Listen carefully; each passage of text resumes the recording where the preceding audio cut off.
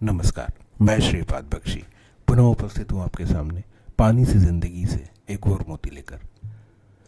चूहों पर एक प्रयोग किया गया जिसमें दो चूहों को एक प्रकार का इत्र सुंघाया जाता था और उसी समय इलेक्ट्रिक शॉक भी दिया जाता था। चूहों ने सुगंध और शॉक के संबंध को जोड़ा और उससे दूर रहने लगे। आश्चर्य तब हुआ जब चूहों की अगली पीढ़ी को वही सुगंध सुंघाई गई। हालांकि उन्हें कोई शॉक नहीं दिया गया, फिर भी वे उस सुगंध को पसंद नहीं करते थे। इसी प्रकार उन चूहों की अगली पीढ़ी मतलब तीसरी पीढ़ी को भी यह सुगंध जब सुंघाई गई तो उन्होंने ना सिर्फ एक अलग ही प्रतिक्रिया दी बल्कि उसे पसंद भी नहीं किया। इसी प्रकार के पशु पक्षियों एवं मछलियों की कुछ प्रजातियों का भी व्यवहार सामने आता है।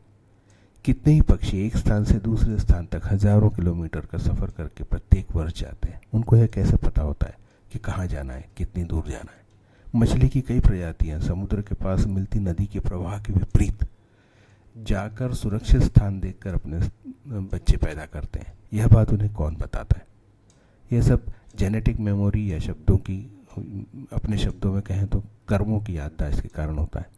हमारे संदर्भ में भी हम यह देखते हैं कि किसी नवजात का जन्म होते ही उसके नाक नक्शे, आँख इत्यादि माता पिता या उसके दादा दादी से समानता लिए होते हैं।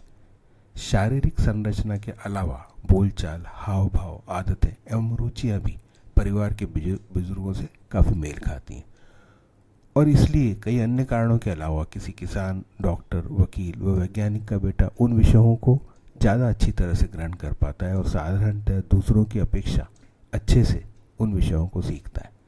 संगीत की दुनिया में भी इस प्रकार के अनेक उदाहरण हमें देखने मिलते हैं।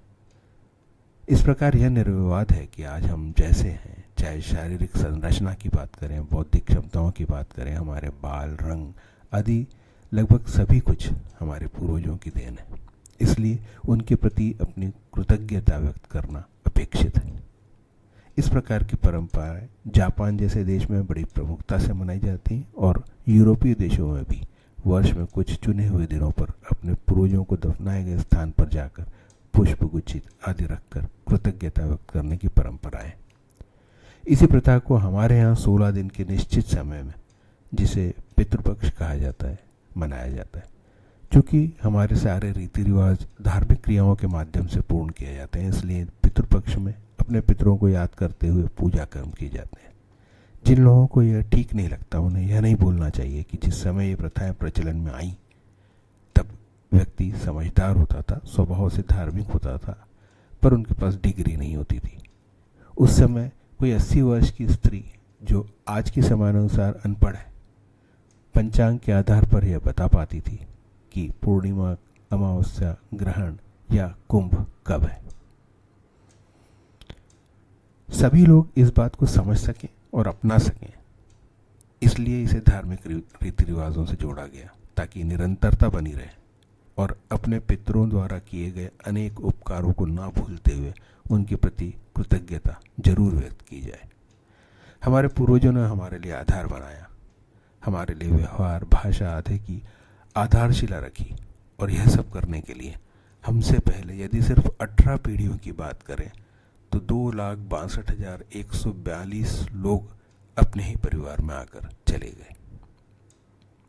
इसलिए कहते हैं ना, दिखाई नहीं दिया करते नींव के पत्थर, पर इमारत जो कायम है उन्हीं पर बुलंद है।